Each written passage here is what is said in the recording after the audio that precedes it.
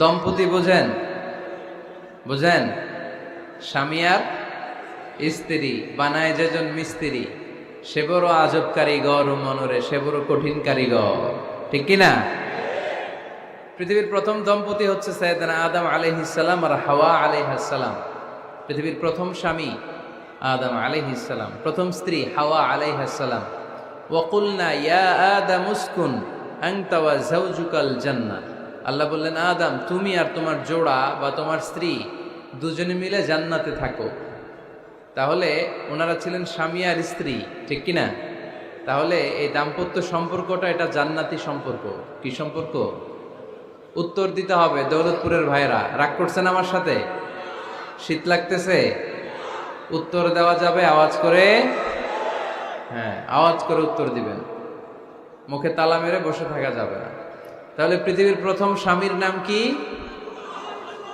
আদম আলাইহিস সালাম। পৃথিবীর প্রথম স্ত্রী হাওয়া আলাইহাস সালাম।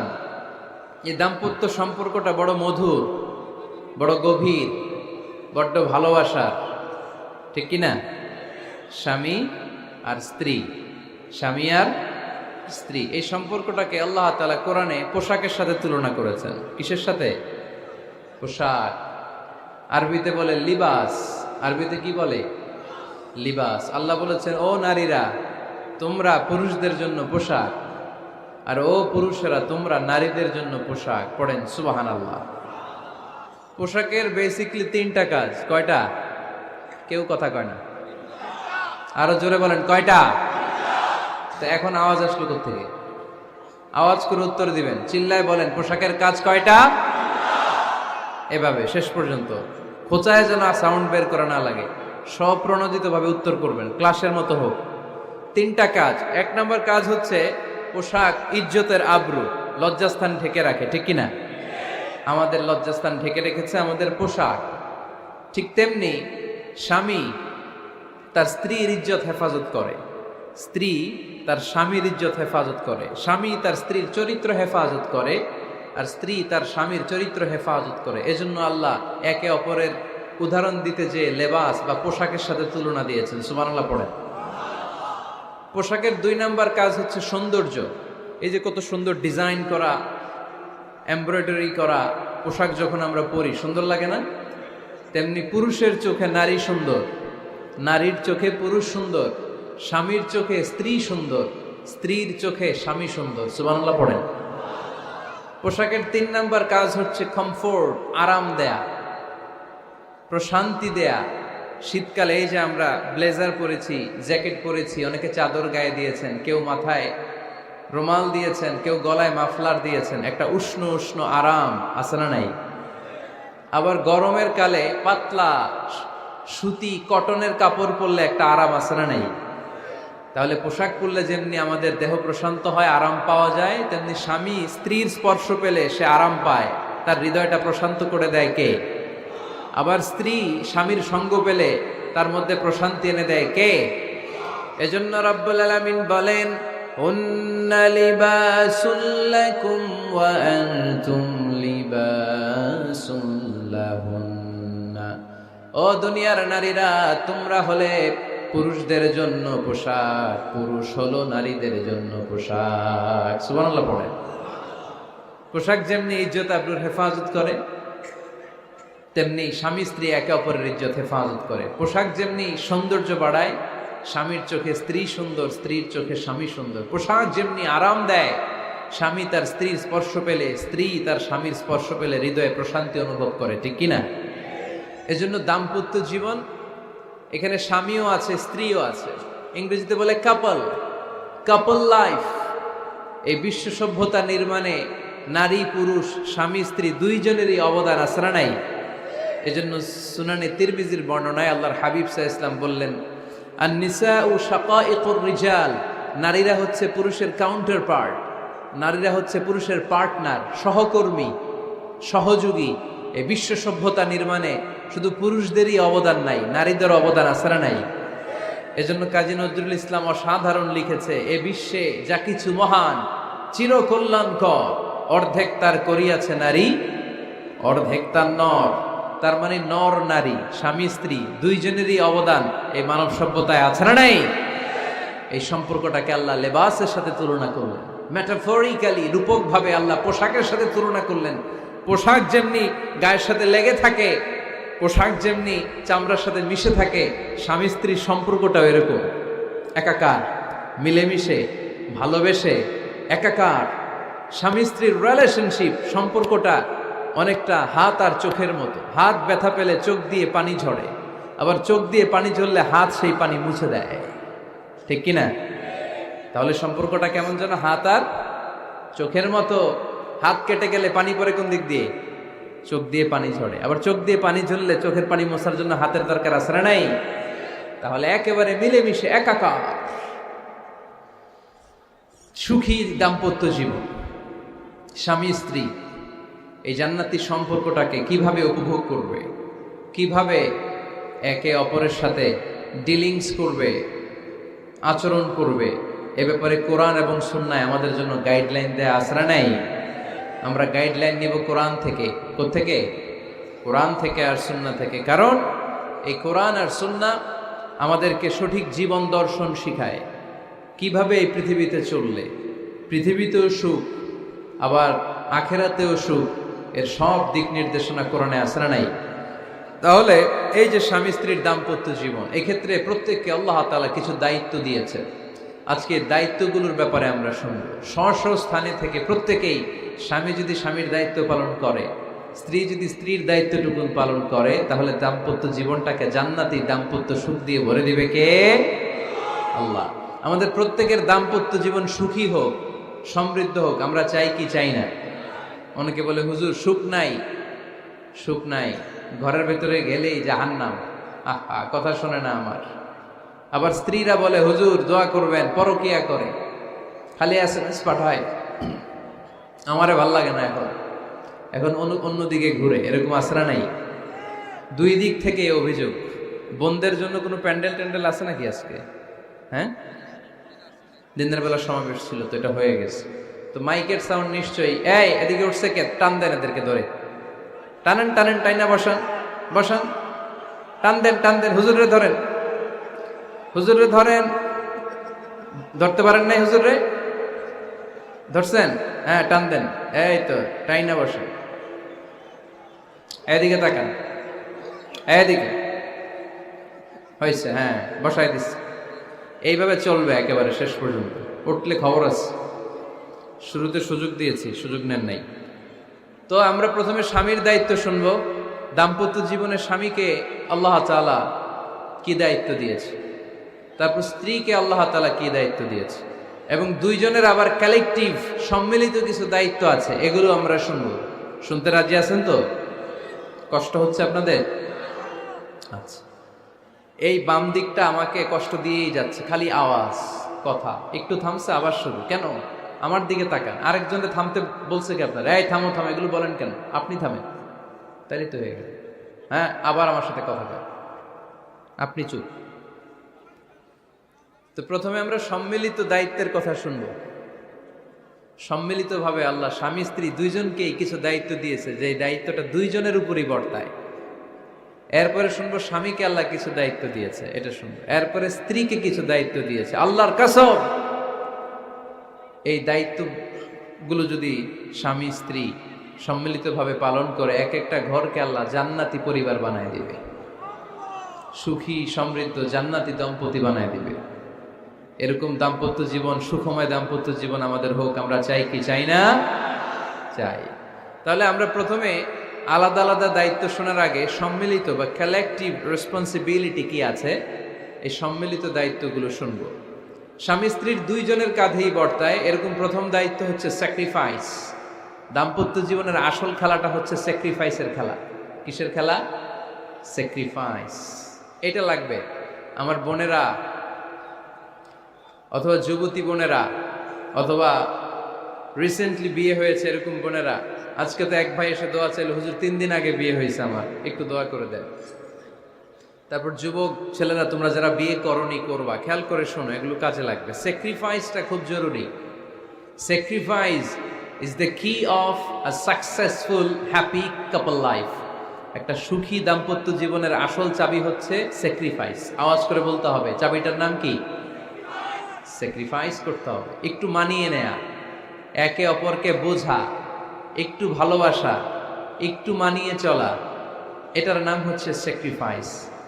একে অপরকে বোঝার চেষ্টা করা, একটু মানিয়ে চলার চেষ্টা করা, একটু ভালো লাগা, একটু ভালোবাসা, সুখ দুঃখ ভাগাভাগি করে মিলেমিশে একাকার হয়ে যাওয়া, এটার নামই দাম্পত্য জীবন। ঠিক কিনা? হ্যাঁ, এটার নামই দাম্পত্য জীবন। মিলেমিশে একাকার হয়ে যেতে হবে, স্যাক্রিফাইসের মানসিকতা অর্জন করতে হবে। একে অপরের দোষ ধরলে চলবে না, কারণ no one is perfect in this life. আপনি যে আপনার বউয়ের দোষ ধরতেছেন, আপনার দোষ নাই? কথা বলেন না কেন? আপনারও দোষ আছে না নাই? তো লিস্ট দুই ভাবে করা যায়, একটা হচ্ছে দোষের লিস্ট আর একটা হচ্ছে গুণের লিস্ট। দোষের লিস্ট বাদ দিয়ে দেন। আপনার স্ত্রীর মধ্যে আল্লাহ তাআলা কি কি গুণ দিয়েছে, এই গুণগুলোর লিস্ট করুন, দোষের লিস্ট নয়। দাম্পত্য জীবনটাই এমন, কখনো ঝগড়া, কখনো হাসাহাসি, কখনো মেঘ, কখনো বৃষ্টি, আছে না নাই? হয় না এরকম? আপস অ্যান্ড ডাউনস, মাঝে মাঝে একটু ঝগড়া, মাঝে মাঝে আবার ভালোবাসা, আবার খুনসুটি, এগুলো মিলেমিশে একাকার করে স্যাক্রিফাইস দিয়ে একে অপরকে জয় করে নিতে হয়। কারণ no one is perfect in this world. এই পৃথিবীতে কেউই পারফেক্ট না। আপনি আপনার বউয়ের দোষ খুঁজলে আপনারও দোষ আছে না নাই? কেউ দোষমুক্ত নয়। এজন্য দোষ না খুঁজে আমরা স্যাক্রিফাইস করব। দাম্পত্য জীবনের এটাকে সুখী সমৃদ্ধ করার এক নাম্বার চাবিকাঠি হচ্ছে স্যাক্রিফাইস। এইদিকে কয়েকটা হচ্ছে, এগুলো টান দেন, বসান বসান বসান বসান।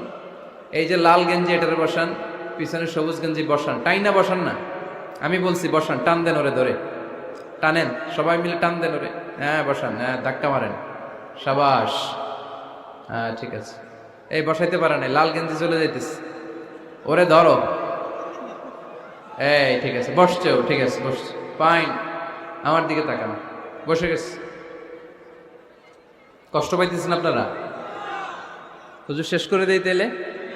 হ্যাঁ শুনবেন তো? ওঠা বসা কেন? সময় দিয়েছিলাম, ওই সময় যান না কেন? পুরো বাংলাদেশটা এরকম ক্যাওস, কেউ নিয়ম মানতে চায় না, যেতে বলছি যায় না, এরপর কথা শুরু করছে, এখন ওঠা শুরু করছে।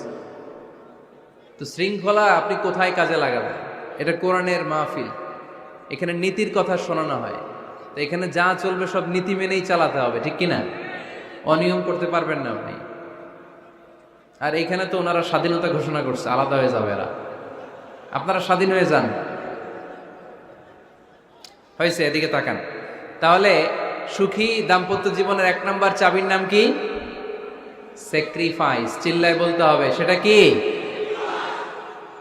তাহলে হাজব্যান্ড ওয়াইফ দুইজনেই স্যাক্রিফাইস করবেন। এই যে ভাই, আল্লাহর দোহাই লাগে, আল্লাহর দোহাই, এই দৌলতপুরের ব্যাপারে খুব খারাপ একটা ইমপ্রেশন নিয়ে আমি যাব আপনাদের কারণে। আপনারাই আপনাদের দৌলতপুরের বদনামের জন্য যথেষ্ট। আরেকজনের বসানোর দরকার নেই, নিজেই বসেন, কাউরে ইঙ্গিত করার দরকার নাই, কোথাও লাইট মারার দরকার নাই, লাইট বন্ধ করে নিজেই বসে যান, বসে।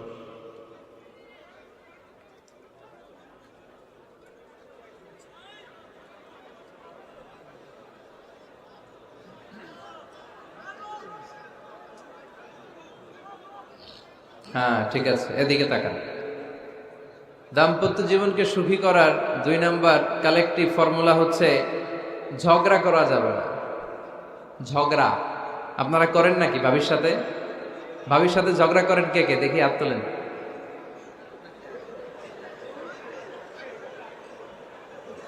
এইদিকে সব আল্লাহর ওলি, এরা ঝগড়া টগড়া করে না। আপনি করেন? এই সাহসী সন্তান আছে কিছু, মাশাআল্লাহ, ঠিক আছে, বেশি করেন না আবার। হ্যাঁ ঠিক আছে, ঠিক আছে, তোমরাও করো, বুঝছি, আপনারাও করেন, ওকে। না, ঝগড়া করা যাবে না। একজন ঝগড়া শুরু করলে আরেকজন চুপ থাকতে হবে। দুইজনই ঝগড়া করলে, দুইজন রেগে গেলে ঝামেলা আসরা নাই। স্বামী রেগে গেলে স্ত্রী চুপ, স্ত্রী কখনো রেগে গেলে স্বামী চুপ, দুইজনই রেগে গেলে তৃতীয় বিশ্বযুদ্ধ, ঠিক কিনা? এজন্য ঝগড়া করতে দেয়া যাবে না। কারণ এই ঝগড়া, সামান্য ঝগড়া থেকে এই ঝগড়া বাড়তে বাড়তে এটা বিচ্ছেদের দিকে গড়ায়, ডিভোর্স হয়ে যায়। এরকম কত কেস যে আমার কাছে আসে, কত কেস যে আমার কাছে আসে যে হুজুর ছোট্ট ঝগড়া থেকে আমাদের মধ্যে ঝগড়া বাড়তে বাড়তে ইগো প্রবলেমের কারণে বিচ্ছেদে গড়ায়। আর এই ঝগড়া একটু শুরু হলে ইবলিস শয়তানের কাজ হচ্ছে পালে বাতাস দেয়। কি দেয়? পালে বাতাস পেলে এটা দাউ দাউ করে উঁচু হয়ে ওঠে। আগুনের মধ্যে যেমনি কেরোসিন ঢাললে দাউ দাউ করে জ্বলে, সামান্য ঝগড়ার ছোতা পেলে ইবলিস শয়তান খালি দাউ দাউ করে এই ঝগড়ার আগুনকে জ্বালিয়ে দেয়। ঠিক কিনা? এজন্য ঝগড়া করবেন না, মেহেরবানি করে ঝগড়া শুরু করবেন না। যে কোনো মূল্যে এই ঝগড়াকে থামায় রাখতে হবে। তো ফ্যামিলিতে ঝগড়া অনেক সময় হয়ে যায়, কিন্তু একজন ঝগড়া করলে আরেকজন চুপ থাকতে হবে। ঝগড়া নিয়ে একটা মজার গল্প আছে, শুনবেন?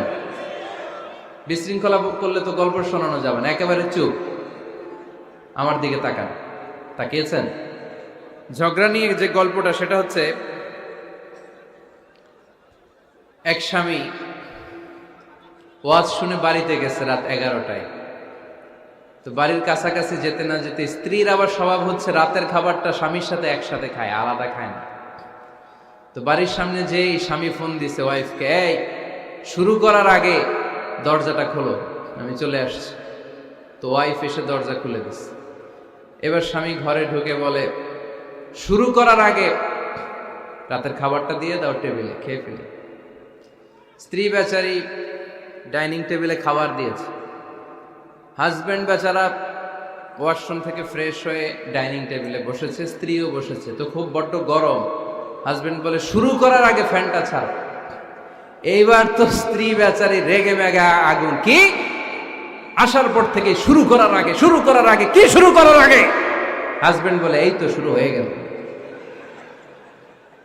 মানে কি? ঝগড়া। মানে কি? ঝগড়া। প্রিয় ভাইয়েরা, ঝগড়া করবেন না। স্বামী রেগে গেলে স্ত্রী চুপ থাকবেন, স্ত্রী রেগে গেলে স্বামী চুপ থাকবেন। কারণ সহিহ মুসলিমে এসেছে, ইন্না ইবলিসা ইয়াদাউ আরশাহু আলাল মা। ইবলিস শয়তান তার সিংহাসন গেড়েছে সাগরের উপর। কোথায়? ইবলিসের সিংহাসন কোথায়? সাগরের উপর। সুম্মা ইয়াবআসু সারায়াহু, সে প্রতিদিন সকালবেলা তার সাঙ্গপাঙ্গরে গোটা পৃথিবীতে পাঠায়, যা পৃথিবীতে ফাসাদ সৃষ্টি কর, ফাসাদ সৃষ্টি কর। ইবলিস যখন সাঙ্গপাঙ্গদেরকে গোটা পৃথিবীতে ছড়িয়ে দেয়, সারাদিন ধোকা দেওয়ার পরে, ওয়াসওয়াসা দেওয়ার পরে, রাত্রিবেলা ইবলিসের কাছে ফিরে আসে, এসে বলে, ও ইবলিস, আমি আজকে আল্লাহর বান্দাদেরকে দিয়ে মিথ্যা কথা বলিয়েছি। ইবলিস বলে, এটা তো কোনো ব্যাপারই না, এগুলাই তো তোদের কাজ। আরেক শয়তান বলে, আমি ওজনে কম দিয়েছি একজনের মাধ্যমে বাজারে। ইবলিস বলে, এটাও তেমন বড় কোনো কাজ নয়। আরেকজন বলে, আমি সুদের ডিলিংস করিয়েছি। ইবলিস বলে, এটাও কোনো কাজ নয়। আরেক শয়তান বলে, আমি মদের আড্ডাখানায় নিয়ে মসজিদে যেতে নিয়েছিল, সেখান থেকে সরিয়ে মদের আড্ডাখানায় আল্লাহর বান্দাদেরকে নিয়েছি। ইবলিস বলে, এইটাও তেমন বড় কোনো কাজ নয়। আরেক শয়তান এসে বলে, মা তারাকতুহু হাত্তা ফাররাকতু বাইনাহু ওয়া বাইনা ইমরাআতিহি, আমি এক আল্লাহর বান্দার সাথে বান্দির ঝগড়া লাগিয়ে ঝগড়া করাতে করাতে তালাক পর্যন্ত নিয়ে গিয়েছি। মা তারাকতুহু হাত্তা ফাররাকতু বাইনাহু ওয়া বাইনা ইমরাআতিহি, আমি এক ইমানদার পরিবারকে ধ্বংসের শেষ প্রান্তে নিয়ে গিয়েছি। সামান্য ঝগড়ার পরে আমি ওয়াসওয়াসা দিতে দিতে ঝগড়া বাড়াতে বাড়াতে তালাক পর্যন্ত নিয়েছি। ইবলিস বলে, শাবাশ, তুই তো কাজের মতো কাজ করেছিস, আমার কাছে আয়, আমার কাঁধে ওঠ। ইবলিস তখন ওই শয়তানকে কাঁধে নিয়ে নাচতে শুরু করে। নাউজুবিল্লাহ পড়বেন না? এজন্য ইমানদারদের সংসার ভেঙে খান খান হোক, এটা হলে ইবলিস খুশি। আর ইমানদারের পরিবার টিকে থাকলে আমার আল্লাহ খুশি। আমরা কার খুশি চাই? এজন্য শয়তানরে খুশি হতে দেয়া যাবে না। ইমানদারদের পরিবারগুলো ঝগড়ার মাধ্যমে ভেঙে যাক, সব সময় শয়তানের মিশন এটা। আর ইমানদারদের পরিবারগুলো টিকে থাক, এটা আমার আল্লাহ সব সময় চায়। সুবহানাল্লাহ পড়েন। এজন্য দৌলতপুরের ভাইরা, ঝগড়া করবেন না। ঝগড়া কিন্তু নবী রাসূলদের পরিবারেও ছিল, আল্লাহ রাসূল সাল্লাল্লাহু আলাইহি ওয়াসাল্লামের পরিবারেও ঝগড়া ছিল। এটা স্বাভাবিক, দাম্পত্য জীবনের খুব সিম্পল ইস্যু। একজন রাগ করলে আরেকজন থেমে যাবে। পারবেন? কি হলো, পারবেন না? আল্লাহর হাবিব সাল্লাল্লাহু আলাইহি ওয়াসাল্লামের সাথে আম্মা জান আয়েশার ঝগড়া হতো। মজার একটা হাদিস শুনে, সহিহ বুখারীর হাদিস, মুসনাদে আহমদ ইবনে হাম্বলও এসেছে এই হাদিসটা। আম্মা জান আয়েশার সাথে ঝগড়ার পর আম্মা জান আয়েশাও রাগ, আল্লাহ রাসূল সাল্লাল্লাহু আলাইহি ওয়াসাল্লামও রাগ। এখন রাগ মেটানোর দরকার আছে না নাই? আল্লাহ রাসূল সাল্লাল্লাহু আলাইহি ওয়াসাল্লাম বললেন, আয়েশা চলো মিটমাট করে ফেলি। সুবহানাল্লাহ কইবেন না? চলো মিটমাট করি। তো কারে ডাকবো মিটমাটের জন্য? ওমর রে ডাকি। আম্মা জান আয়েশা বলে, না, ওমর গলিব, ওমর খুব মেজাজ ওয়ালা, আমার ডর লাগে। তোমার আব্বারে ডাকি। আব্বারে ডাকেন, আব্বারে ডাকেন। খুশি হয়ে গেছেন আম্মা জান আয়েশা রাদিয়াল্লাহু। আবু বকর রাদিয়াল্লাহু চলে আসলেন, দাঁড়ালেন। এবার বিষ্ণু ইসা ইসলাম বললেন, তাতাকাল্লিমিন আও আতাকাল্লাম, কি ঘটছে আমাদের মাঝে, তুমি বলবা না আমি বলবো? আম্মা জান আয়েশা বললেন, তাতাকাল্লামু আনতা ওয়ালা তাকুল ইল্লা হাক্কান, আপনিই বলেন তবে সত্য ছাড়া মিথ্যা বললেন না। আবু বকর রাদিয়াল্লাহু তাআলা আনহু শুনে রেগে গেলেন, কি এ কেমন কথা তোমার? নবীকে উদ্দেশ্য করে তুমি বলছো সত্য ছাড়া মিথ্যা বলবেন না, নবী কখনো মিথ্যা বলবে নাকি? রেগে মেয়ের গায়ে মেরেছে এক চোর। চোর খেয়ে আম্মা জান আয়েশা উল্টে পড়ে গেলেন। সাইয়েদনা আবু বকর রাদিয়াল্লাহু তাআলা আনহু রেগে গড়গড় করতে লাগলেন, আবার মারার জন্য উদ্যত হলেন। আম্মা জান আয়েশা রাদিয়াল্লাহু তাআলা আনহু বাঁচার জন্য এবার বিশ্বনবীর পিছনে যে আশ্রয় নিলেন। সুবহানাল্লাহ পড়বেন না? বিশ্বনবী সাইয়েদনা আবু বকরের সামনে দুই হাত মেলে ভেবে দাঁড়িয়ে গেলেন। আল্লাহর হাবিব যখন আম্মা জান আয়েশাকে বাঁচানোর জন্য দুই হাত উঁচু করে দাঁড়িয়ে গেলেন, সাইয়েদনা আবু বকর থেমে গেলেন।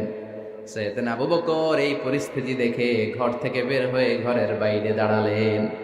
এবার আল্লাহর রাসূল সাল্লাল্লাহু আলাইহি ওয়াসাল্লাম আম্মা জান আয়েশাকে তুললেন, বললেন, ইয়া আয়েশা কাইফা রাআইতিনি আনকাসতুকি মিনার রাজুল, দেখলা নাকি কেমন করে আমি তোমার বাবার হাত থেকে তোমারে বাঁচালাম? আজকে আমি যদি সামনে দাঁড়িয়ে না বাঁচাতাম, তোমার বাবা তোমারে একেবারে মেরেই ফেলতো। সুবহানাল্লাহ পড়ে। দেখছো আয়েশা, আমি বাঁচাইলাম তোমারে, আমার সাথে ঝগড়া করো, আমি বাঁচাইলাম। এই কথা শুনে আম্মা জান আয়েশা রাদিয়াল্লাহু তাআলা লজ্জায় পড়ে হেসে দিলেন। সুবহানাল্লাহ পড়বেন না? এত আস্তে সুবহানাল্লাহ। লজ্জায় হেসে দিলেন। বিষ্ণু ইসা ইসলাম এবার হেসে দিলেন। দুইজনের হাসাহাসি শুনে বাইরে থেকে আবু বকর রাদিয়াল্লাহু তাআলা আনহু হাসির আওয়াজ শুনে অবাক, কি রে এতক্ষণ যুদ্ধ এখন আবার হাসি কেন? হাসে দেখার জন্য সাইয়েদনা আবু বকর রাদিয়াল্লাহু তাআলা আনহু ঘরের ভেতরে ঢুকলেন। ঢুকে দেখেন আম্মা জান আয়েশাও হাসে, বিশ্বনবীও হাসে, সাইয়েদনা আবু বকর হেসে দিলেন। আরশের উপর থেকে খুশি হয়ে গেলেন কে?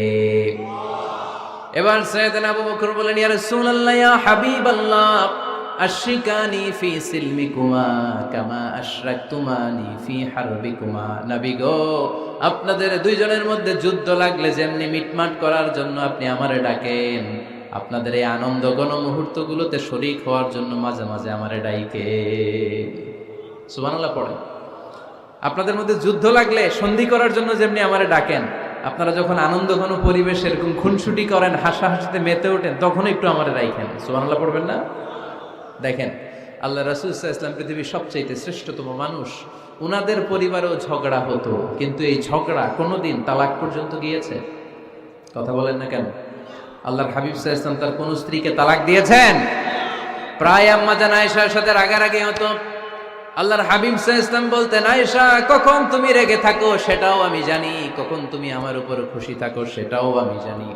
ইয়া আয়েশা ইন্নী লা আ'লামু ইযা কুনতি আন্নী রাদিয়া ওয়া ইযা কুনতি আলাইয়া গাদবা। আয়েশা কখন রেগে থাকো তাও বুঝি, কখন খুশি থাকো তাও বুঝি। আম্মা জান আয়েশা বললেন, ইয়া রাসূলুল্লাহ কেমনে বোঝেন? বিশ্বনবী বললেন, তোমার দোয়ার বাক্যগুলো শুনো বুঝি। যখন তুমি আমার উপরে খুশি থাকো তখন দোয়ার সময় তুমি এভাবে বলো, ওয়া রাব্বি মুহাম্মদ, ও মুহাম্মাদের রব, আপনি আমাদের সব গুনাহ মাফ করে দেন।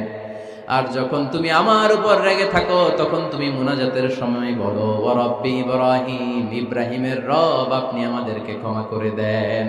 তার মানে যখন তুমি রেগে থাকো তখন দোয়ার সময় আমার নামটা মুখে নিতে চাও না। সুবহানাল্লাহ পড়েন। তখন তুমি দোয়ার সময় অন্য নবীর নাম নাও। আম্মা জান আয়েশা বললেন, ইয়া রাসূলুল্লাহ মা আহাজুরু ইল্লা ইসমাক, আমি তো শুধু নামটাই সরাই, আমার মুখ থেকে কেবল আপনার নামটাই সরায় রাখি, আমার হৃদয় থেকে কখনো আপনারে সরাতে পারি না। আমার হৃদয় জুড়ে আপনি, মা আহাজুরু ইল্লা ইসমাক, নবী হে, আমি শুধু দোয়ার সময় রাগের মাথায় আপনার নামটা বাদ দেই, হৃদয় থেকে তো আপনারে বাদ দিতে পারি না। সুবহানাল্লাহ পড়বেন না? তার মানে নবীদের ফ্যামিলি তো ঝগড়া এগুলো হতো, কিন্তু এটা তালাক পর্যন্ত গড়াতো না, ঠিক কিনা? তাহলে এখন থেকে আমাদের এই স্লোগান নিতে হবে যে ঝগড়া করলেও আমরা ডিভোর্সের দিকে যাব না। পারা যাবে?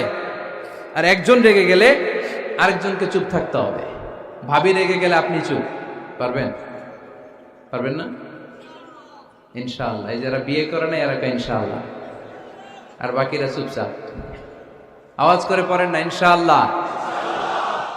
তাহলে প্রথমে স্যাক্রিফাইস, তারপর ঝগড়া করা যাবে না। 3 নাম্বার, দাম্পত্য জীবনের কোনো গোপন কথা অন্যের কাছে শেয়ার করা যাবে না। হাদিসে এসেছে, এটাকে বলা হয়েছে আযমুল আমানা, এটা সবচেয়ে বড় আমানত।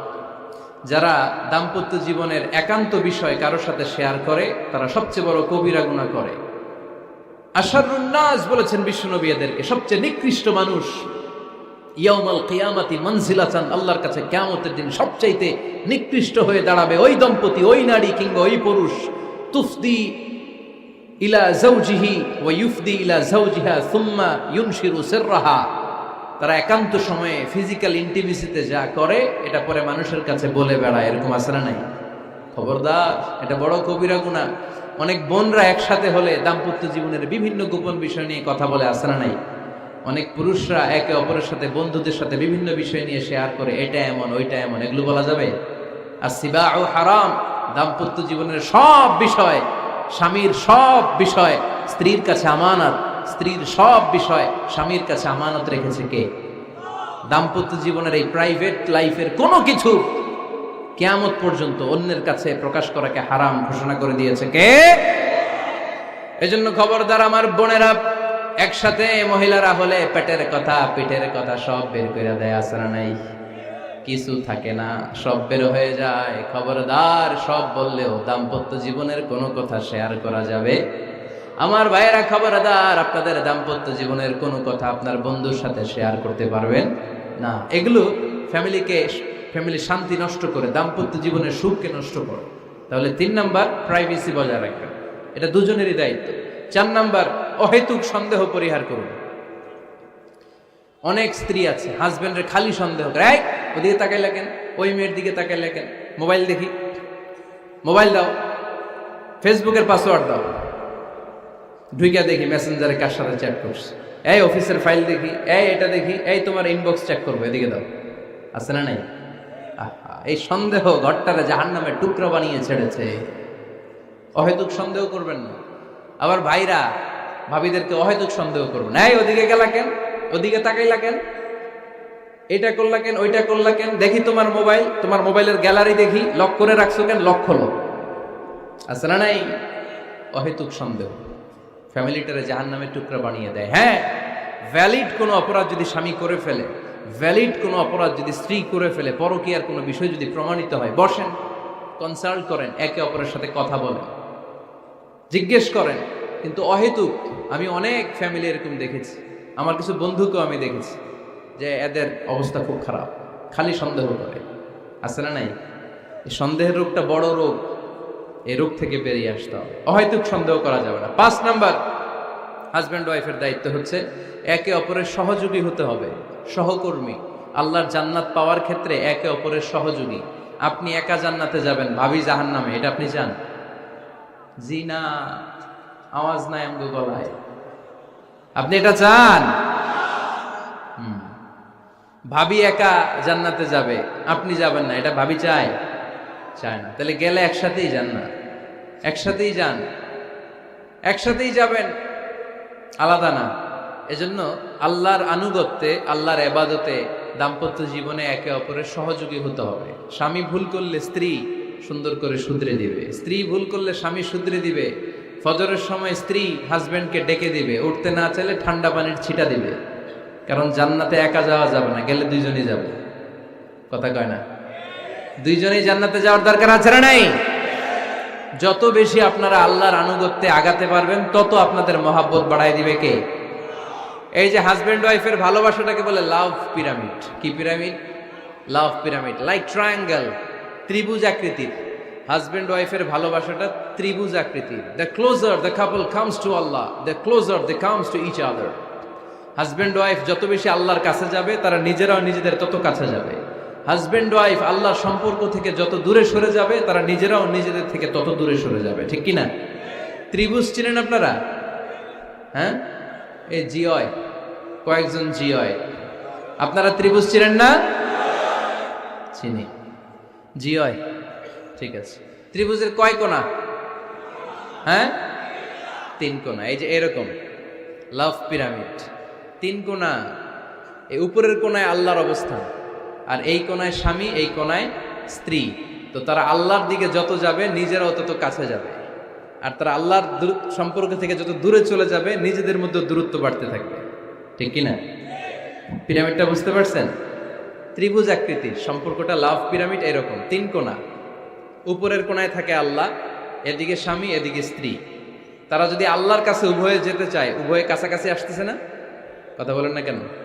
আর আল্লাহর আনুগত্য আবাদত থেকে দুইজন যদি দূরে সরে যায়, তাহলে দুজনের দূরত্ব বাড়িয়ে দেয় কে? এজন্য স্বামী হবে স্ত্রীর সহযোগী, সহকর্মী। নামাজের সময় একে অপরকে ডেকে দিবেন, মোবাইলে অ্যালার্ম দিয়ে রাখবেন। স্বামী স্ত্রীরে ডাকেন, স্ত্রী স্বামীরে ডাকেন।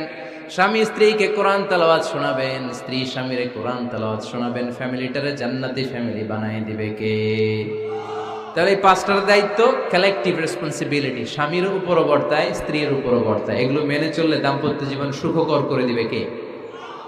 মনোযোগ আছে? কষ্ট হচ্ছে? এবার আমরা হাজবেন্ডের দায়িত্ব শুনব। হাজবেন্ডের প্রথম দায়িত্ব হচ্ছে, হাজবেন্ড হচ্ছে caretaker of the family, in-charge, protector. আর রিজালু কাওয়ামুনা আলান নিসা। আল্লাহ বললেন স্বামী হলো তার স্ত্রীর ইনচার্জ, প্রোটেক্টর। স্ত্রীকে সুরক্ষা দিবে, স্ত্রীকে টেক কেয়ার করবে, স্ত্রীর দায়িত্বে থাকবে। এই দাম্পত্য জীবনের দুইজনের সংসারকে, সংসারের মধ্যে স্বামীকে দায়িত্বশীল বানিয়েছে কে? পুরুষ দায়িত্বশীল। পুরুষ কখনো নারীর ক্ষতি করে না, সুপুরুষ নারীর ক্ষতি করে না। ঠিক কিনা? গোটা পুরুষ সমাজ নারী সমাজের সুরক্ষা দিবে। যেগুলো নারীকে একান্তে পেলে রেপ করে, যে ঢাকা বিশ্ববিদ্যালয়ে একটা রেপের ঘটনা ঘটছে না, যে এই বেয়াদবটা এই কাজ করেছে, এটা কি পুরুষ না কুপুরুষ? এটা কি সুপুরুষ না কুপুরুষ? সুপুরুষ নারীর প্রোটেকশন দেয়, নারীর টেক কেয়ার করে, তার ইনচার্জ, তার দায়িত্বশীল। দাম্পত্য জীবনে অর্থনৈতিক যত দায় দায়িত্ব আছে সব আল্লাহ তাআলা পুরুষের কাঁধে দিয়েছে। কার কাঁধে? এই দাম্পত্য লাইফে নারীর কোনো অর্থনৈতিক দায় দায়িত্ব নারীর কাঁধে আল্লাহ দেয় নাই। এজন্য সব অর্থনৈতিক দায়িত্ব পুরুষের ঘাড়ে। 4টা অর্থনৈতিক দায়িত্ব আছে। পুরুষ নারীকে মহারণা দিবে, পুরুষ নারীকে খাবারের ব্যবস্থা করবে, পুরুষ নারীকে পোশাকের ব্যবস্থা করবে, পুরুষ নারীর জন্য রেসিডেন্সিয়াল ব্যবস্থা করবে। ঠিক কিনা? وآتوا النساء صدقاتهن نحلة فإن طبن لكم عن شيء منه نفسا فكلوه هنيئا مريئا। সুবহানাল্লাহ পড়ে। সব স্বামীদেরকে আল্লাহ ডেকে বললেন, ও স্বামীরা শোনো শোনো, বিয়ের পর সাথে সাথে স্ত্রীর কাছে তুমি মোহরানা আদায় করে দাও। মোহর দেয়া নফল নাকি ফরজ? জোরে বলেন। তোমরা কি দাও? সিলুটি পুলা মোহরানা দাও? হ্যাঁ, মোহরানা দিতাই নাকি যৌতুক খাইতা? খিতা করতা? হ্যাঁ, কি দিব? মোহরানা দিব। মোহরানা দেয়াকে ফরজ করেছে কে? আল্লাহ। তো মোহর দিতে টাকা লাগে না? এই টাকার দায়িত্ব পুরুষের ঘাড়ে দিছে কে? 2 নাম্বার দায়িত্ব, আলাল মাউলুদি লাহু রিজকুহুন্না ওয়া কিসওয়াতুহুন্না বিল মা'রুফ। স্বামী স্ত্রীর জন্য খাদ্যের ব্যবস্থা করবে, পোশাকের ব্যবস্থা করবে। 3 নাম্বার, ওয়াসকিনুহুন্না মিন হাইসু সাকানতুম মিন ওয়াজদিকুম। নিজের সামর্থ্যের মধ্যে থেকে স্ত্রীর জন্য রেসিডেন্সিয়াল একটা এরিয়ার ব্যবস্থা করে দিবে। সুবহানাল্লাহ পড়ে। তাহলে অর্থনৈতিক দায়িত্বের মধ্যে 4টা: মোহরানা দেয়া, মিলস খাবারের ব্যবস্থা করা, মানে ফুডিং অ্যান্ড ক্লোথিং, পোশাকের ব্যবস্থা করা, সর্বশেষ রেসিডেন্সিয়াল ব্যবস্থা করা। এই যে অর্থনৈতিক সব দায়িত্ব, খরচ যেখানেই আছে, সব দায়িত্বগুলো পুরুষের কাঁধে দিল কে? চিল্লায় বলেন কে? খরচের সবকিছু আল্লাহ তাআলা পুরুষের কাঁধে দিয়েছেন। এটা হচ্ছে পুরুষের ফিনান্সিয়াল দায়িত্ব। এবার দাম্পত্য জীবনে পুরুষের নন ফিনান্সিয়াল কিছু দায়িত্ব আল্লাহ তাআলা দিয়েছেন, এগুলো আমরা শুনব। এদিকে ওঠাওটি করলেন কে কে দেখি? আটকান, এদেরকে আটকান। ধরেন ধরেন, এদেরকে ধরেন। হ্যাঁ, কি হয়েছে? শেষ করে দিব তো? খিতা হইতা? হ্যাঁ, জোরে মাতো। চলবে চলবে? হ্যাঁ, তাকবীর পড়েন তো দেখি, যারা চলবে বলতেছেন লিল্লাহি তাকবীর।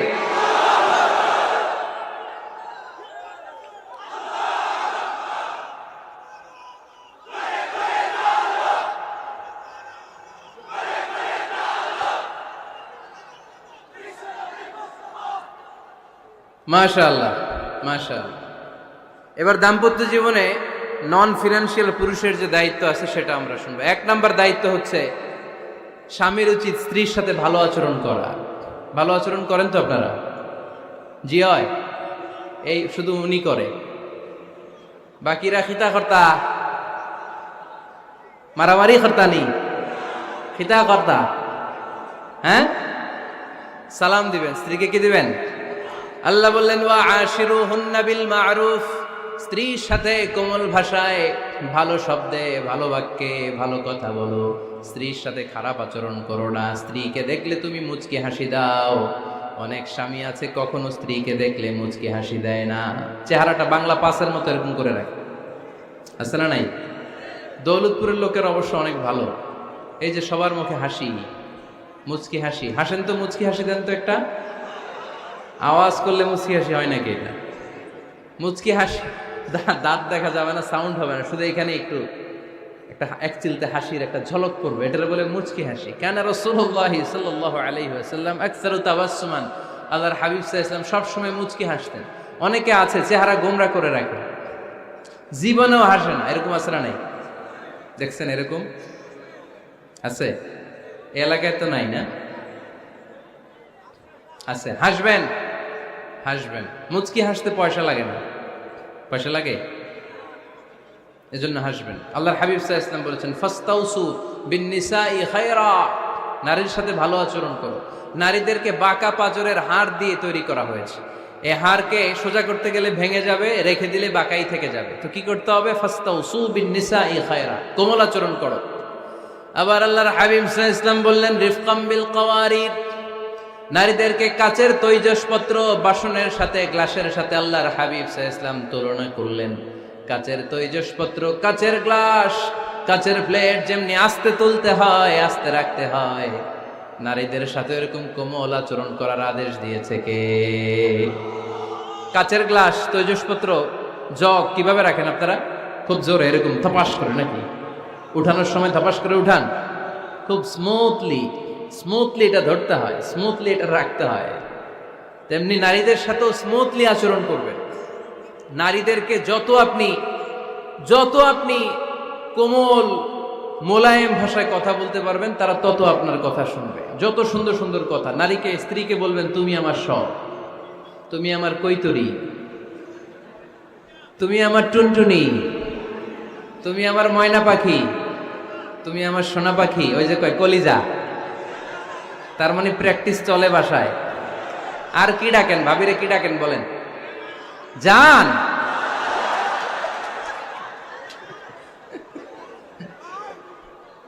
জান ডাকেন। আর ভাবি কি ডাকে আপনাদেরকে? বাবু। কি ডাকে? বাবু ডাকে। আর কি ডাকে? হ্যাঁ, বেবি। পোলাপান কত দুষ্ট দেখছেন, বেবি ডাকে নাকি? স্বামী স্ত্রীর মধ্যে এই সোহাগপূর্ণ, এই ভালোবাসাপূর্ণ এই ডাকাডাকিতে কোনো গুনাহ নাই, আছে সওয়াব। এগুলো দাম্পত্য জীবনকে সুখময় করে, ঠিক কি না?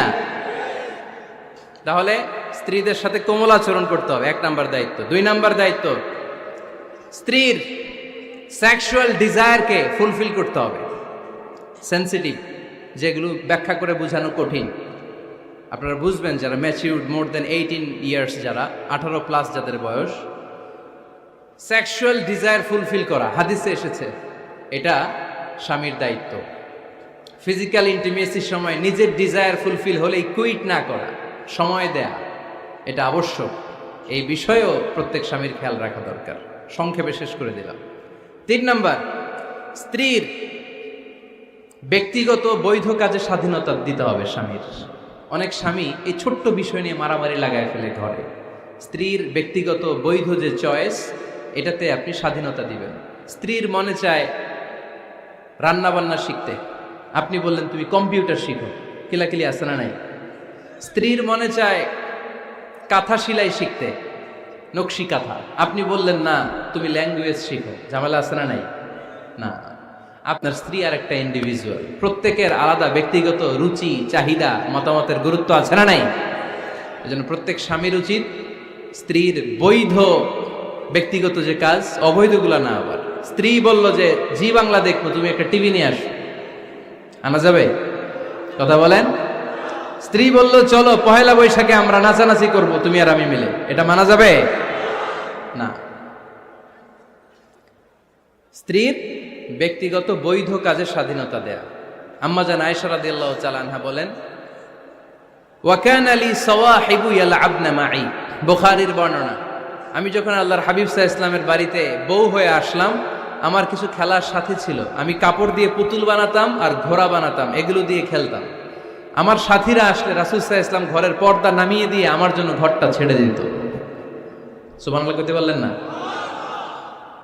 আল্লাহর হাবিব সাল্লাল্লাহু আলাইহি ওয়াসাল্লাম কখনো বলতেন না আয়েশা তোমার বান্ধবীরা যেন ঘরে না আসে, কখনো বলতেন না আয়েশা আমি নবী মানুষ, তুমি নবীর বউ, তুমি কেন পুতুল দিয়ে খেলো, তুমি যেন কাপড় দিয়ে পুতুল বানাও, কেন ঘোড়া বানাও, এগুলো বন্ধ করো। কোনদিন বিশ্বনবী আম্মা জান আয়েশা রাদিয়াল্লাহু তাআলা আনহার পুতুল খেলায় বাধা দেন নাই, সাথীদের সাথে খেলাধুলায় কখনো বাধা দেন নাই। সুবহানাল্লাহ পড়েন। ছোট্ট মেয়েদের জন্য কাপড়ের পুতুল দিয়ে খেলাধুলা করা এটা জায়েজ, কারণ ছোট্ট মেয়েরা দেখবেন পুতুল বানায়, এটারে দুধ খাওয়ায়, এটার জন্য রান্না করে, এটারে গোসল করায়। এটাকে ছোট্ট মেয়েদের জন্য পুতুল খেলা জায়েজ রাখা হয়েছে এজন্য, কারণ তারাই কিছুদিন হবে এই প্রজন্মের মা। তাদের সন্তানদেরকে কেমন করে লালন পালন করবে তার একটা প্র্যাকটিস খেলার ছলেই ছোটবেলায় হয়ে যায়। সুবহানাল্লাহ পড়েন। এজন্য 3 নাম্বার দায়িত্ব স্ত্রীর ব্যক্তিগত হালাল যে কাজগুলো আছে তার ব্যক্তিগত এই ভালো কাজগুলোতে আপনার স্বাধীনতা দিতে হবে, বাধা দেয়া যাবে না। 4 নাম্বার দায়িত্ব স্ত্রীর প্রশংসা করবেন। কি করবেন? প্রশংসা। আমরা খালি দোষ খুঁজি, তোমার রান্না ভালো না, তোমার চেহারা ভালো না, তোমার বাপ ভালো না, তোর মা ভালো না, তোর 14 গোষ্ঠী খারাপ, আছে না নাই? তো এই বেডি আপনারা ভালোবাসবে? এই বেডি তো আজীবন আপনার বদনাম করবে, ঠিক কি না? কোনোদিন তারে আপনি প্রশংসা করলেন না, প্রশংসা করবেন। স্ত্রীর চেহারার প্রশংসা করেন, যে তুমি সুন্দর, তুমি সুন্দরী, এরকম বলেন, খুশি হবে না? হ্যাঁ, তুমি সুন্দর তাই চেয়ে থাকি, সে কি মোর অপরাধ? কোনো অপরাধ নাই, ইচ্ছা মতো গাইতে থাকেন স্ত্রীর শানে গান, সব আছে না নাই? তবে শুধু স্ত্রীকে শোনানো যাবে, ভাবিরে শোনানো যাবে, শালীরে শোনানো যাবে, পাশের বাড়ির কাউরে শোনানো যাবে? দেখেন ইসলাম কত চেক এন্ড ব্যালেন্স। স্ত্রীকে আপনি গান শোনান, কোনো গুনাহ নাই, আছে শুধু সওয়াব। তাহলে 4 নম্বর পয়েন্ট হচ্ছে এপ্রিসিয়েশন। সারাদিন এই মহিলাটা ফজরের পর থেকে উঠে ঘর গোছায়, মশারিগুলো খোলে, বিছানা পরিষ্কার করে, বাচ্চাদেরকে ক্লিন করে, স্কুলের টিফিন রেডি করে দেয়, বাচ্চাদেরকে স্কুলে যেতে দেয়, আপনার জন্য খাবার রেডি করে, কাপড় ধোয়, ঘরের সবাইকে দেখভাল করে। একদিনও আপনি তার এপ্রিসিয়েশন করলেন না। এরকম ডাকাইত স্বামী আছে না নাই? দৌলতপুরে নাই, এখানে সব ভালো। এপ্রিসিয়েট করবেন। আমরা ভুলে যাই, একটা থ্যাঙ্কস দিতে ভুলে যাই, একটা জাযাকিল্লাহ, আল্লাহ তোমাকে জাযা দেখ, এটাও বলি না। এদিকে তাকান, বলবেন তুমি সুন্দরী, তুমি অনন্যা, তুমি সুস্নিগ্ধা, তুমি প্রিয়ংবদা, তুমি সুহাসিনী, তুমি সুকেশিনী, তুমি সুভাষিনী, তুমি অসূর্যম পোষ্যা, মেঘে কালো কেশ, কাজল কালো চুল, হরিণের মতো ডাগর ডাগর দুটি তোমার চোখ। আহা হা হা, যে পোলাপাইন খুশি হয়ে গেছে। আহা হা, ওরা মুখস্থ রাখতেছে, বলবে এগুলা। বিয়ে করে নাই কিন্তু এখনো, তো জায়গা মতো বলবা। গার্লফ্রেন্ডে বললো না আবার। কাকে বলবা? স্ত্রীকে। কাকে? স্ত্রীকে। পারা যাবে না? একটু এপ্রিসিয়েশন দেওয়া যাবে না? ওনাদেরকে একটু প্রশংসা করবেন। প্রশংসা পেলে নারীরা বড্ড খুশি হয়। যদি আপনি বলেন যে তোমার রান্নাটা আজকে অসাধারণ হয়েছে, দেখবেন আরেক বাটি আইনা দিতেছে, খাইতে পারতেছে না, এরপর পাতে তুলে দেয়, আরেকটু খাও, আরে খাও না, আছে না নাই? ওই যে প্রশংসা করছেন, খুশি হয়ে গেছে। তো আপনি 10,000 টাকার বান্ডিল দিয়ে আপনার বউকে যত খুশি করতে না পারবেন, রান্না মজা হয়েছে এইটা বলে আপনি অনেক বেশি খুশি করতে পারবেন। আল্লাহর হাবিব সাল্লাল্লাহু আলাইহি ওয়াসাল্লাম কখনো স্ত্রীদের রান্নার বদনাম করে নাই। সুবহানাল্লাহ পড়বেন না? আওয়াজ করে পড়েন সুবহানাল্লাহ। আজ থেকে স্ত্রীর সৌন্দর্যের প্রশংসা করবেন, কাজের প্রশংসা করবেন, রান্নার প্রশংসা করবেন, অ্যাপ্রিসিয়েশন দিবেন। পারবেন তো? রান্নার প্রশংসা নিয়ে মজার একটা গল্প আছে, শুনতে চান? তো উঠতে শুরু করলেন যে, হ্যাঁ, এখন আর কে কারে ধরবে? অনেকে উঠে গেছে। 2টার দিকে যারা বসা, প্রায় আমার মাহফিলগুলোতে এই সমস্যা হয়। গাইবান্ধাতে আমি গেলাম, জিজ্ঞেস করলাম কখন আসছেন? কয় ফজর পরে আসছি। তো ফজর পরে আসছেন, এত আগে আসছেন কেন? কয় জায়গা পাবো না এই জন্য। লক্ষ লক্ষ মানুষ, কে কাকে নিয়ন্ত্রণ করবে? লক্ষ লক্ষ মানুষ। আমার জীবনে এত বড় প্যান্ডেল আমি কথা বলি নাই। এরা সকাল থেকে বসে আছে, পেশাব আটকে রাখছে, এটা ক্ষতিকর না? এরা আজহারিকে দেখার পরে এরপরে ওঠা আরম্ভ করছে। দেখাইছি, কয় দেখে গেছি হুজুর, এরপরে চলে যাচ্ছে। তা আপনাদের কি অবস্থা এরকম? হ্যাঁ, আচ্ছা ঠিক আছে। তো রান্নার প্রশংসা নিয়ে যে মজার গল্পটা আপনাদের শোনাতে চাই, এদিকে তাকান, মনোযোগী হন।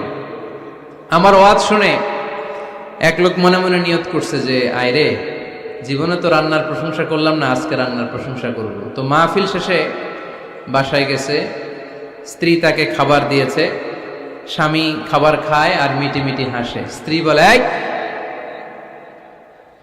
মাহফিল শুনে আসছো, রাত বাজে 12টা, খাচ্ছ ভালো কথা, হাসো কেন?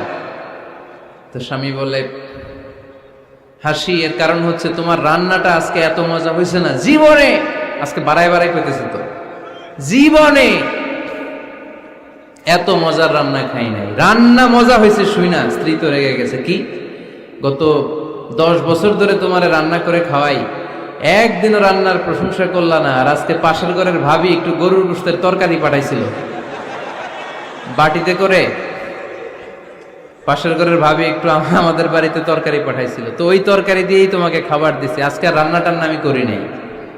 তো ওই বেটির রান্না তোমার এত ভাল লাগছে, এই 10 বছরে একদিনও কইলা না, আজকে এটা কইলা, খাও খাও, তোমার মজার খাওয়া, আর রান্ধুম না। তো প্রশংসা করলে বুঝে শুনে করবেন, একটু এনশিওর হবেন যে রান্নাটা করছিল কে।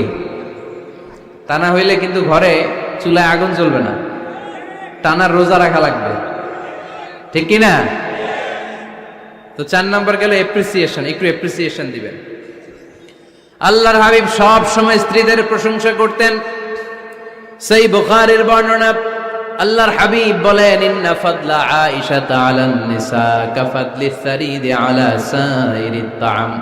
আরব ভূখণ্ডের মধ্যে সব খাবারের উপরে সারিদ খাবার যেমনি সেরা, দুনিয়ার সব নারীদের মধ্যে আমার আয়েশা তেমনি সেরা। সারিদ একটা খাবার আছে। আমি যখন মিশরে পড়তাম আল আজহার ইউনিভার্সিটিতে, আমাদের ইউনিভার্সিটিতে সরকারের পক্ষ থেকে সরকারিভাবে খাবার দেয়া হতো। আমাদের খাবারের খরচ বহন করতেন ওমানের সুলতান কাবুস। এই গত 3-4 দিন আগে ইন্তেকাল করেছেন। নাম শুনছেন আপনারা? প্রায় 40 বছরেরও বেশি মনে হয়, 45 বছর বা 50 বছরের লম্বা সময় উনি ওমানের প্রেসিডেন্ট ছিলেন। উনি আমাদের খাবারের খরচটা বহন করতেন। কিছুদিন আগে ইন্তেকাল করেছেন। আমরা ওনার জন্য দোয়া করি, আল্লাহ তাআলা এই সুলতান কাবুসের জীবনের গুনাহগুলো মাফ করে নিক, ওনার সমস্ত খেদমত আল্লাহ কবুল করে নিক। তো আমাদের আল আজহার ইউনিভার্সিটির হোস্টেলে ঈদের দিন একটা খাবার দিত, এটার নাম ছিল সারিদ। রুটি আর গোশত এগুলোকে ম্যাশড করে একটা স্তর বানাতো, এটা কেটে কেটে আমাদেরকে দিত, এটাকে বলে সারিদ। আরব দেশে সবচেয়ে দামি খাবার। আমাদের দেশে যেমনি পোলাও, হ্যাঁ, গরুর রেজালা, রোস্ট, এগুলো খুব উন্নত খাবার ধরা হয়, বিয়েতে সার্ভ করা হয়। আরব দেশে ওইটাকে বলে সারিদ, শ্রেষ্ঠ খাবার। আল্লাহর হাবিব বললেন, সব খাবারের মধ্যে যেমনি সারিদ সেরা, নারীকুলের মধ্যে তেমনি আমার আয়েশা সেরা। দেখেন কেমনে এপ্রিসিয়েট করতেন। আম্মা জান আয়েশাকে তিনি সব সময় আদর করে হামায়রা বলে ডাকতেন। হামায়রা মানে লাল সুন্দরী বউ। কি সুন্দরী? আম্মা জান আয়েশা রেগে গেলে গাল দুটো আনার ফলের মতো লাল হয়ে যেত, এজন্য ডাকতেন, ও আমার লাল সুন্দরী বউ। সুবহানাল্লাহ কইতে পারলেন না? আবার আম্মাজান খাদিজাতুল কুবরা তাহেরা রাদিয়াল্লাহু তাআলা আনহার ব্যাপারে বলতেন, ইন্নী ক্বাদ রুজিকতু হুব্বাহা। সহিহ মুসলিমের বর্ণনায় তিনি বলতেন, খাদিজার ভালোবাসা আল্লাহ তাআলা আমার হৃদয়ে রিজিক হিসেবে দিয়েছে। আওয়াজ করে পড়েন আল্লাহু আকবার। তো এইজন্য এপ্রিসিয়েট করবেন। 5 নাম্বার হচ্ছে আপনার ভালোবাসা স্ত্রীকে প্রকাশ করুন। এক ছাদের নিচে আজীবন বসবাস, 20 বছর হয়ে গেছে এদের সংসার, একদিনও মুখ ফুটে বলতে পারে নাই তোমারে ভালোবাসি। পারছেন? হ্যাঁ, কে কে পারছেন? দেখে হাত তোলেন। হাত অর্ধেক তুলে আবার নামায়, ভেজাল আছে, ঠিক কিনা? ভালোবাসি বলছিলেন? কারে বলছিলেন? ভাবিকে না গার্লফ্রেন্ডকে? হ্যাঁ, স্ত্রীকে বলবেন, নিজের স্ত্রীকে বলবেন আই লাভ ইউ। কি বলবেন? কথা বুঝে না বোধহয়। কি বলবেন? সবাই বলেন, কি বলবেন? মুরব্বী একজনও কয় না, কয় এতদিন কইছি না, অহনও কম না। বলবেন, ভালোবাসা প্রকাশ করবেন। স্ত্রীরা এটা খুব চায়, স্বামীর পক্ষ থেকে এই খুনসুটিগুলো খুব পছন্দ করে। আপনি আজকে যে বলেন, দেখবেন ফ্যামিলির সুখ বাড়তে শুরু করছে। সুনানে তিরমিজির বর্ণনা দেখেন, বিশ্বনবী যে আই লাভ ইউ বলতো তার দলিল শুনেন। সাহাবারা জিজ্ঞেস করলেন, ইয়া রাসূলুল্লাহ মান আহাব্বুন নাস ইলাইক, ও নবী কারে সবচেয়ে বেশি ভালোবাসেন? Who do you love the most? নবী কাকে সবচেয়ে বেশি লাভ করেন আপনি? সাহাবারা প্রশ্ন করলেন, ইয়া রাসূলুল্লাহ কাকে লাভ করেন বেশি? আল্লাহর হাবিব সাল্লাল্লাহু আলাইহি ওয়াসাল্লাম বললেন, আয়েশা, আয়েশারে। সুবহানাল্লাহ কইবেন না? সাহাবারা বললেন, ওয়ামিনার রিজাল, পুরুষদের মধ্যে কারে বেশি পছন্দ করেন? বিশ্বনবী বললেন, আবুহা, আয়েশার বাবারে। সাইয়েদনা আয়েশা রাদিয়াল্লাহু তাআলা আনহার বাবার নাম কি? আবু বকর। কি নাম? আবু বকর। আল্লাহর হাবিব সাল্লাল্লাহু আলাইহি ওয়াসাল্লাম বললেন, সবচেয়ে বেশি লাভ করি আয়েশাকে। সাহাবারা বললেন, ওয়ামিনার রিজাল, পুরুষদের মধ্যে কারে বেশি লাভ করেন? আল্লাহর হাবিব সাল্লাল্লাহু আলাইহি ওয়াসাল্লাম বললেন, আয়েশার বাবারে। সুবহানাল্লাহ পড়েন। আম্মা জান আয়েশাকে বিশ্বনবী এত ভালোবাসতেন। আম্মা জান আয়েশা পেয়ালার যেইখানে ঠোঁট লাগিয়ে দুধ পান করতেন, বিশ্বনবী পেয়ালার ওই জায়গাটা খুঁজে খুঁজে ওই জায়গায় ঠোঁট লাগিয়ে দুধ পান করতেন। আম্মা জান আয়েশা রাদিয়াল্লাহু তাআলা আনহা গোশত খেয়ে হাড্ডি চষে হাড্ডিটা রেখে দিলে বিশ্বনবী আম্মা জান আয়েশার চষা হাড্ডিটা মুখে নিয়ে আবার চষতে শুরু করে দিতেন। পড়েন সুবহানাল্লাহ। দুইজন একসাথে এক বালতি থেকে পানি নিয়ে গোসল করতেন। পড়েন আল্লাহু আকবার। তাহলে এভাবে ভালোবাসা প্রকাশ করতে পারবেন তো? 6 নাম্বার স্বামীর দায়িত্ব হচ্ছে গৃহস্থলী ছোটখাটো যে কাজ আছে এই কাজগুলোতে হেল্প করা। আমরা অনেক সময় এগুলোর লজ্জা মনে করি। আল্লাহর হাবিব সাল্লাল্লাহু আলাইহি ওয়াসাল্লাম আমাদের মডেল। আল্লাহর হাবিব সাল্লাল্লাহু আলাইহি ওয়াসাল্লাম ঘরের কাজে সাহায্য করতেন। আপনারা এইভাবে ওঠা শুরু করলেন? হ্যাঁ, বউকা বসেন বসেন বসেন, শেষ করে দিচ্ছি, আর 10 মিনিট বসেন। আল্লাহর হাবিব সাল্লাল্লাহু আলাইহি সাল্লাম ঘরের কাজে সাহায্য করতেন। আপনারা ঘরের কাজে সাহায্য করেন তো? আম্মা জান আয়েশা বলেন, বিশ্বনবী নিজ হাতে জুতা সেলাই করেছেন, নিজ হাতে জামা সেলাই করেছেন। মুসনাদে আহমদ ইবনে হাম্বলের বর্ণনা, আল্লাহর রাসূল সাল্লাল্লাহু আলাইহি ওয়াসাল্লাম দুধ খেতে মন চাইলে নিজ হাতে ছাগলের দুধ দহন করেছেন। সুবহানাল্লাহ পড়ে। নিজে আটার খামির বানাতেন, আম্মা জান আয়েশা চুলায় সেকা দিতেন। আবার আম্মা জান আয়েশা রাদিয়াল্লাহু তাআলা আনহা আটার খামির বানাতেন, বিশ্বনবী এটা চুলায় সেকা দিতেন। সুবহানাল্লাহ পড়ে। দুধ খেতে চাইলে নিজ হাতে বিশ্বনবী ছাগির ওলান থেকে দুধ দহন করে আম্মা জান আয়েশার কাছে এনে দিয়ে দিতেন। সুবহানাল্লাহ পড়ে। তাহলে ঘরের কাজে সহায়তা করবেন, ঘরের কাজে সহায়তা। 7 নাম্বার হালাল এন্টারটেইনমেন্ট, হালাল বিনোদন, এটা ইসলাম জায়েজ রেখেছে। অনেকে আমরা বিনোদনটাকে হারাম মনে করি, এরকম আছে না নাই? হ্যাঁ, বিনোদন 2 ধরনের, একটা হারাম এন্টারটেইনমেন্ট আর একটা হচ্ছে হালাল এন্টারটেইনমেন্ট। আম্মা জান আয়েশা রাদিয়াল্লাহু তাআলা আনহাকে নিয়ে মরুভূমিতে দৌড়াদৌড়ি করতেন। ভাবির সাথে দৌড়াদৌড়ি করছেন কারা কারা? দেখি হাত তোলেন। হ্যাঁ, দৌড়াদৌড়ি করছেন কোথায়? যৌতুকের লাগে হেতেরে দৌড়াইছেন? হেতি বাসাল্লাই দিছে দৌড়, এই দৌড়াদৌড়ি না। আম্মা জান আয়েশা রাদিয়াল্লাহু তাআলা আনহার সাথে বিশ্বনবী মরুভূমিতে দৌড়াদৌড়ি করেছেন। বলেছেন আয়েশা দেখো কে কার আগে ওই খেজুর বাগান ধরতে পারে, তুমি আগে না আমি আগে। একবার বিশ্বনবী জিতলেন, তার 7 বছর পরে প্রথমে আম্মাজান আয়েশা রাদিয়াল্লাহু তাআলা আনহা ওই দৌড়ে জিতলেন, তার 7 বছর পরে বিশ্বনবী জিতে আম্মাজান আয়েশাকে হারায় দিলেন। পড়েন সুবহানাল্লাহ।